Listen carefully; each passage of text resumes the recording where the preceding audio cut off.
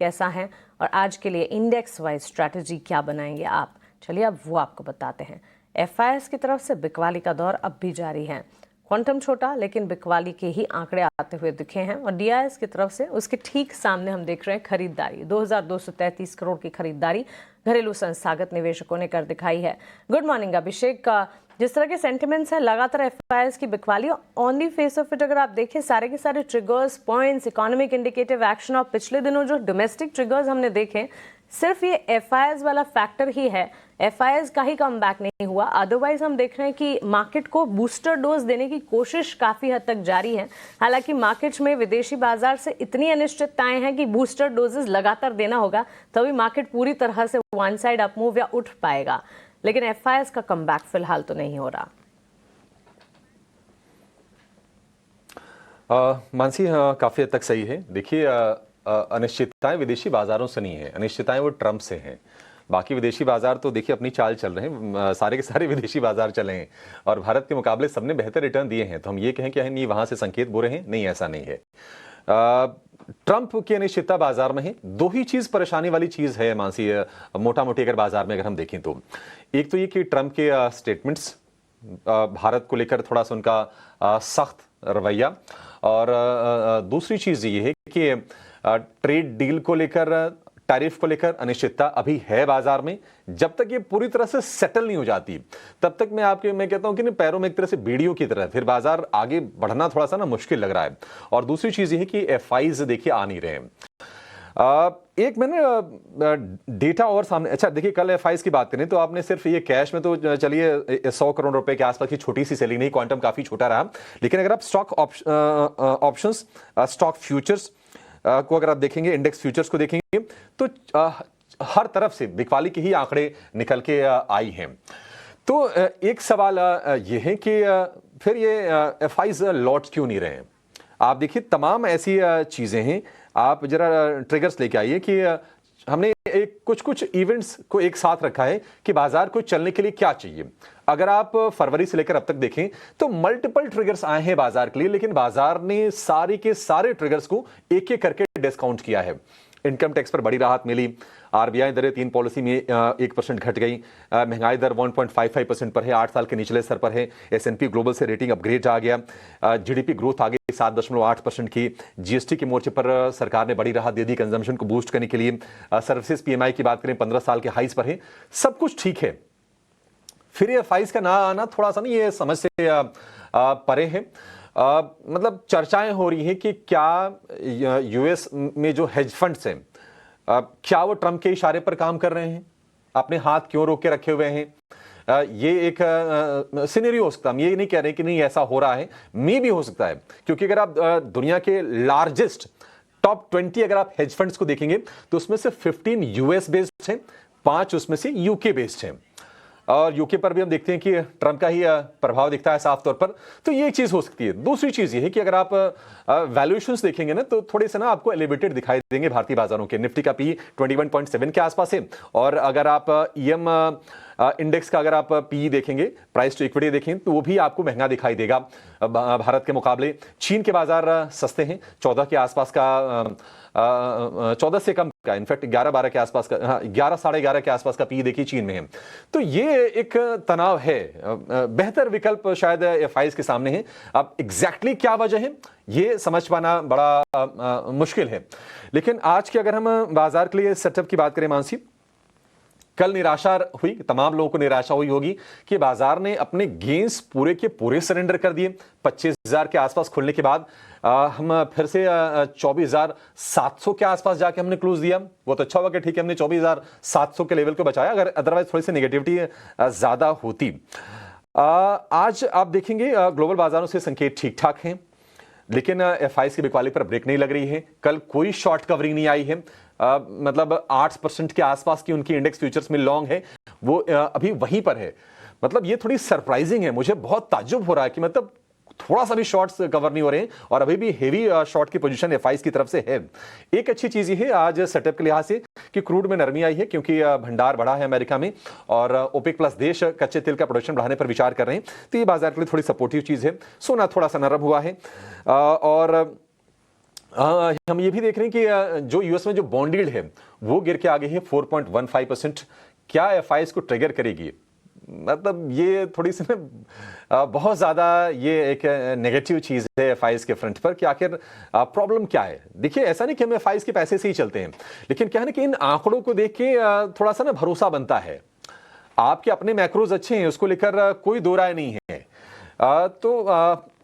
थोड़ी सी ना ये दिक्कत की स्थिति है एफआईएस के फ्रंट पर, और भारतीय बाजार का ना चलना साल भर में अगर आप देखेंगे, हमने पिछले साल सितंबर में ही रिकॉर्ड हाइज बनाए थे और अभी भी हम उस लेवल को छू नहीं पाए, उसके नीचे ही हम कारोबार कर रहे हैं। थोड़ा सा माहौल नेगेटिव है, लेकिन मुझे लगता है कि अभी भी आपको डोमेस्टिक स्ट्रेंथ पर ही फोकस करके चलना चाहिए। जो कंजम्पशन वाली जो थियरी है, ये सिर्फ जीएसटी के चलते नहीं है, इसके लिए कई ट्रिगर्स हैं, और इस ट्रिगर के चलते आपको ना हो सकता है कि इंडेक्स आपको मूव करते ना दिखें, बट ब्रॉडर मार्केट में बहुत सारे ऐसे एरियाज हैं और विद इन कंजम्पशन, क्योंकि ये बास्केट अपने आप में इतना बड़ा है कि अगर आप वहां पर मौके खोजेंगे तो मुझे लगता है कि आपको पैसे बनाने के मौके बन जाएंगे। तो जहां पैसे बन रहे हो ना, फिलहाल वहां फोकस करने की जरूरत है। इंडेक्स अगर छूट भी जाए कोई दिक्कत की बात नहीं, स्टॉक्स पर फोकस करना एक बेहतर रणनीति है, और आगे त्योहारी सीजन है, मुझे लगता है कि अपॉर्चुनिटी आपको आगे और मिलने वाली है। बिल्कुल, अपॉर्चुनिटी जो है हम भी ढूंढेंगे, गेस्ट से भी बुलवाएंगे और दर्शकों को भी बोलेंगे कि ढूंढे। लेकिन देखिए, वैल्यूएशंस कंसर्न ज़रूर रहते हैं। और अभिषेक, एक दो चीज़ मैं बताना चाहूँगा कि कुछ मेजर ट्रिगर है नहीं, और याद रखिए 7 तारीख से 21 तारीख श्राद्ध का भी सीज़न है, और 22 तारीख से सारे जीएसटी के रेट्स आने वाले हैं। तो ऑफकोर्स सारा बेनिफिट जो है आपको फेस्टिव सीजन का शायद थर्ड क्वार्टर में दिखेगा। लेकिन ऑफकोर्स बाजार के आगे चलने वाले चाल जो है आपकी स्क्रीन पे दिख रहे हैं कि क्यों इम्पोर्टेंट रहेगा। और 17 तारीख को ऑफकोर्स फेड के रेट कट में फेड के मीटिंग है, जहाँ पे एक्सपेक्टेशन है कि रेट कट हो। लेकिन अभिषेक, निफ्टी की बात करना चाहूँगा। देखिए, कल के जो गैप अप ओपनिंग आई थी, गेन्स तो लूज ज़रूर किया गया, लेकिन आप देखिए दोनों दिन 24,700 के ऊपर ही बंद हुआ है। ऐसा नहीं है कि कुछ खराबी आया है। और एक अच्छा भी चीज़ है कि वो जो अब्जॉर्प्शन था वो कल ही कवर हो गया, और आज देख रहे हैं कि अच्छे इनिशियल साइंस देखने मिल रहे हैं ग्लोबल क्यू से। तो क्या लगता है, क्या स्ट्रैटेजी होनी चाहिए निफ्टी की आज को लेके? फ्राइडे है आज, सैटरडे संडे लाइकली कोई बड़ा न्यूज़ फ्लो नहीं आएगा, ग्लोबल क्यूज़ में क्या आता है वो हमें पता नहीं, लेकिन आज का क्या स्ट्रैटेजी रहेगा निफ्टी के लिए, अभिषेक? शरद, देखिए, निफ्टी से पहले मैं एक चीज और ऐड कर दूं। जब जीएसटी को लेकर ऐलान हुए थे ना, तो हमने, हालांकि दर्शकों को लेवल याद भी हो गए होंगे कि 24,631 का लेवल था निफ्टी का, 24,734, यानी कि 103 पॉइंट। क्या जीएसटी का इंपैक्ट सिर्फ 103 पॉइंट का निफ्टी में है? ये थोड़ा समझ से परे है। हाँ, आप ऑटो में, कंजम्पशन में, कंज्यूमर ड्यूरेबल में, टेक्सटाइल अपैरल फुटवेयर में देखेंगे तो वहां पर आपको तेजी दिखेगी, ये है। लेकिन ये निफ्टी का नहीं चलना ना, ये थोड़ी सी ना मुझे निराश निश्चित तौर पर कर रहा है। हालांकि कंजम्पशन बूस्ट कितना होगा, इसको लेकर भी मैं थोड़ी सी ना कॉशियस हूं। देखिए, लोगों को राहत मिलेगी, इसको लेकर मैं बुलिश हूं। जीडीपी ग्रोथ को ये सपोर्ट करेगा मीडियम टू लॉन्ग टर्म में, इसको लेकर कोई दो राय नहीं है। लेकिन क्या ये कंजम्पशन को इंस्टेंटली स्पर करेगा, और क्या इसका इंपैक्ट बाजार में आएगा? ये मैं कल भी कह रहा था, और मुझे लगता है कि मैं अभी भी अपने स्टैंस पर कायम हूं। कल के बाजार में हुआ क्या, आप देखिए, दिन के हाई से निफ्टी करीब 250 अंक नीचे, 246 अंक नीचे ये बंद हुआ है।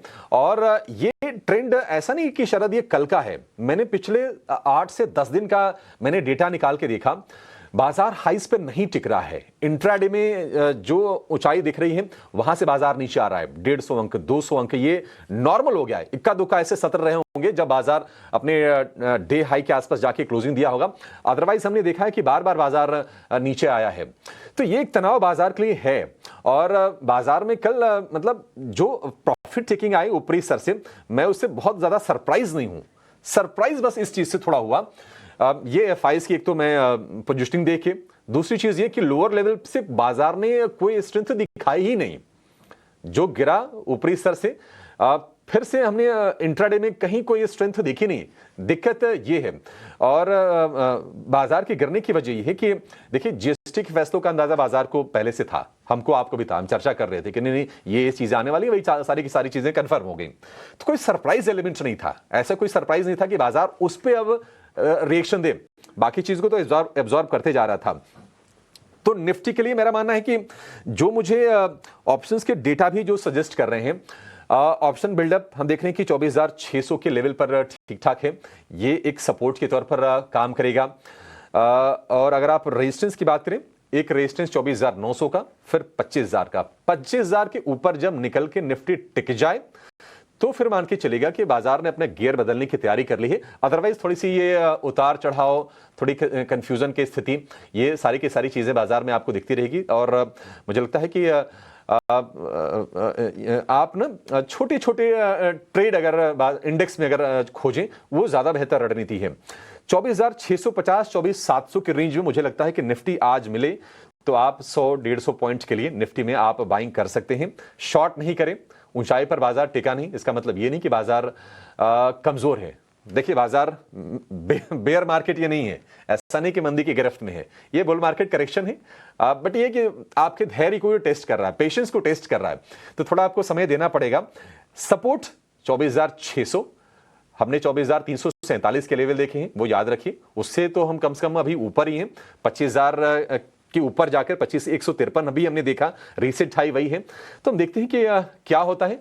लेकिन ये ट्रिगर अनिश्चितता जो है ना, ये ट्रंप की टैरिफ को लेकर, ट्रेड डील को लेकर, ये मुझे लगता है कि बाजार को परेशान अभी आगे भी करती रहेगी। थोड़ी बहुत राहत तब मिलेगी जब एफआईज अपने शॉर्ट कवरिंग के मूड में आ जाएंगे और हम देखेंगे कि उनकी पोजीशन बढ़ रही है। तो अदरवाइज तो फिर ये बाजार में थोड़ी डामाडोल स्थिति मुझे लगता है कि आगे भी बनी रहेगी। ये कंजम्पशन का खेमा अभी और एक्टिव रहेगा शायद, ये सिर्फ कल की बात नहीं है, आज भी हम उसका प्रभाव देखेंगे। और हो सकता है कि अगले मतलब इसका इंपैक्ट तो अगले कम से कम आएगा इकोनॉमी में, 3-4 तिमाही तक कम से कम आएगा। लेकिन शॉर्ट टर्म ही 2-3 महीने तक ये कंजम्पशन वाला खेमा मुझे लगता है कि एक्टिव रहेगा और बाजार में यही स्पेस मुझे सबसे ज्यादा पसंद भी आ रहा है। का खेमा एक्टिव था, एक्टिव रहेगा। इनफैक्ट 2 सेक्टर्स जो सबसे ज़्यादा कल चल रहे थे, उसमें सबसे आगे तो ऑटोमोबाइल सेक्टर, उसके ठीक साथ साथ एफएमसीजी भी। Automobile sector through out the session मजबूती दिखा रहा था। Towards the end of the market भी जब गेन्स फ्रिजल आउट होते हुए दिखे, तब भी ऑटो सेक्टर में शाइन या ऑटो सेक्टर की रफ्तार जो है वो बरकरार थी। और साथ ही कंजम्पशन यानी कि एफएमसीजी, हर तरह की कंजम्पशन की स्टोरी जो है उसमें एटलीस्ट कुछ समय तक जीएसटी रेट रैशनलाइजेशन की जो ताज़ा अनाउंसमेंट्स है उसका मूव नजर जरूर आएगा। 200 पॉइंट्स के आप मूव के साथ कल निफ्टी ऑटो इंडेक्स में क्लोजिंग हमने देखी थी। लेकिन इसी के साथ साथ बैंक्स एंड फाइनेंशियल्स पर भी नजर होनी चाहिए। और अभिषेक, बैंक्स एंड फाइनेंशियल्स अगर आप देखें, इन पर्टिकुलर बैंक निफ्टी की ही अगर बात करें, लगातार टुवर्ड्स डिक्लाइन, एक्सेलरेशन जो है वो बैंक निफ्टी में होता नजर आया है। कल के सत्र में भी हम एंटिसिपेट करके चल रहे थे कि कल भी वॉलेटाइल मूव्स होंगे, हो सकता है फर्स्ट हाफ से लेकर सेकंड हाफ तक तेजी जो है वो बरकरार ना रह पाए। लेकिन टुवर्ड्स क्लोजिंग बैंक निफ्टी में भी बिकवाली का दबाव ही देखने को मिला और एब्सोल्यूट कंसोलिडेशन इस पूरे हफ्ते की चाल को देखे, हफ्ते का आखिरी कारोबारी सत्र है, बैंक निफ्टी ही रहा जो कि काफी हद तक डाउन ट्रेंड्स या वीकनेस मार्केट को दिखा रहा था। यहां से भी फर्दर कंसोलिडेशन फेज ही नजर आएगा क्या? बिल्कुल मानसी, देखिए निफ्टी बैंक कमजोर है और निफ्टी के ना चलने के पीछे जो सबसे बड़ी वजह है, मतलब निफ्टी तो मूव दे भी रहा है ना, निफ्टी बैंक में हम देख रहे हैं कि लगातार रिवर्स गियर लगा है। 54,000 के नीचे गया, थोड़ी सी हमने देखी कि बाइंग आई है और कल मतलब ऊंचाई पर ये बिल्कुल नहीं टिक पाया। हमने 54,000 के नीचे भी गोता लगाते हुए देखा निफ्टी बैंक को, तो ये एक पेन पॉइंट है। और कल के सत्र में आप देखिए 12 में से 9 शेयर निफ्टी बैंक की ये लाल निशान के साथ जाके बंद हुए हैं, तो ये काफी ज्यादा हम देख रहे हैं कि ये काफी निराशाजनक है। रीसेंट हाई से देखेंगे तो 2-2.5 हजार पॉइंट के आसपास की गिरावट दिखा के निफ्टी बैंक कारोबार कर रहा है। एक अच्छी चीज है, और अगर ये थोड़ी टिक जाती है तो बाजार को भी सपोर्ट करने काम करेगा। अच्छी बात यह है कि आईसीसी बैंक, एचडीएफसी बैंक में कल के सत्र में हमने तेजी देखी है। अब देखते हैं कि ये कितना सस्टेन हो पाता है। लेकिन निफ्टी बैंक में 53,500 से पहले कोई खास सपोर्ट नहीं दिखाई दे रहा है। रेजिस्टेंस की बात करें 54,500 का रेजिस्टेंस है, लेकिन मैं फिर से अगेन आई विल रिपीट कि जब तक 55,000 का लेवल आपको स्क्रीन पर ना दिख जाए तब तक निफ्टी बैंक वीक है, निफ्टी बैंक वीक है, मैं यही कहूंगा। उसके बाद ही आपको अपने स्टांस में कोई बदलाव करना है। अदरवाइज तब तक क्या है कि आपको सेल ऑन राइज की रणनीति अपनानी चाहिए निफ्टी बैंक में। बाय ऑन डिप्स की बजाय, मैं मतलब ऐसे दोनों चीजें होती है, ऐसा नहीं कि सिर्फ सेल ऑन राइज या बाय ऑन डिप्स होती हैं, लेकिन दोनों में अगर मुझे पूछे कि प्रेफरेंस क्या है, मुझे लगता है सेल ऑन राइज करके, उछाल पर बिकवाली करके, शॉर्ट करके आपको निफ्टी बैंक में पैसे बनाने के मौके बनेंगे। देखिए निफ्टी बैंक के ना चलने के पीछे वजह यह भी है ना कि एफआईज बैंकिंग में सबसे ज्यादा उनका वेटेज होता है। बैंकिंग है, आईटी है, ऑटो, ऑयल एंड गैस, कुछ कुछ थोड़ा मेटल भी है। तो जब एफआईएस का पैसा आ नहीं रहा है, जब इतने पेसिमिज्म है और कोई कैटलिस्ट नहीं आ रहा है, अब ये कंजम्पशन वाला कैटलिस्ट देखिए ये एनबीएफसी कंपनीज के लिए है। एनबीएफसीज में कल हमने देखा भी कि बजाज फाइनेंस में तेजी हो रही थी, देखते हैं कितना सस्टेन होता है। आगे हो सकता है कि क्रेडिट कार्ड, एसबीआई कार्ड, हालांकि एकमात्र लिस्टेड कंपनी है, थोड़ा सा उत्साह आएगा, फेस्टिव बाइंग वहां पर आएगी। लेकिन अभी ये माहौल यहाँ पर नरम है। 53,500 देखते हैं कि क्या निफ्टी बैंक इसको नियर टर्म में डिफेंड कर लेता है। आज एक छोटा सा सपोर्ट है 54,000 पर, बिल्कुल जहां पर कल क्लोजिंग हुई उसके नीचे अगर गया तो शायद थोड़ा सा 200-300 पॉइंट का आप और झटका देखेंगे। आप इसमें 53,800 से 54,200 के बीच में आप चाहे तो एक छोटा ट्रेड निफ्टी बैंक में आप ले सकते हैं, लेकिन कंफर्मेशन, बुलिश कंफर्मेशन आएगा, वो आएगा 55,000 के ऊपर ही ले सकते हैं, लेकिन कंफर्मेशन के लेवल्स अभिषेक बता रहे 55,000 लेवल्स के ऊपर रहेगा। लेकिन चलिए हमारे गेस्ट के पास